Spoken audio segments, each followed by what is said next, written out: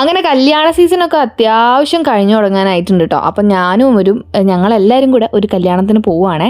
കല്യാണം എന്ന് വെച്ചിട്ടുണ്ടെങ്കിൽ നമ്മൾ വീടിൻ്റെ അടുത്ത് തന്നെയാണ്. പക്ഷേ ഒരു മാറ്റം മാത്രം, കല്യാണത്തിന് ആദ്യം എത്തിയത് ഞങ്ങളാണ്. കല്യാണം ഓൾറെഡി അവരുടെ കഴിഞ്ഞു, റിസപ്ഷനാണ്. അച്ഛനും അമ്മയൊക്കെ ഫ്രണ്ടിൽ തന്നെ ഉണ്ടായിരുന്നു. ഞങ്ങൾ നോക്കുമ്പോൾ ഞങ്ങൾ മാത്രം, പിന്നെ നോക്കുമ്പോൾ അവരുടെ റിലേറ്റീവ്സ് കുറച്ച് പേര് മാത്രം. ഞാൻ പിന്നെ ഒന്നും നോക്കിയില്ല. ഞാൻ എല്ലാവരും വരുന്നതിന് മുന്നേ കുറച്ച് ജ്യൂസൊക്കെ ടെസ്റ്റ് ചെയ്യാൻ എഴുതിയിട്ട് ഇപ്പോൾ ജ്യൂസും കാര്യങ്ങളൊക്കെ കുടിച്ച് നോക്കി. പിന്നെ അവിടുത്തെ പിള്ളേരൊക്കെ ആയിട്ട് കമ്പനി അടിച്ച് കുറച്ച് നേരം നടന്നുട്ടോ. അടിപൊളിയായിരുന്നു. എന്തായാലും എന്താ പറയുക, കുറേ നാൾക്ക് ശേഷം നല്ല വൈബ് അടിച്ച് കല്യാണം കൂടി, നല്ല എന്തോ ഒരു ഫ്രീ ആയിട്ട് കല്യാണം കൂടി.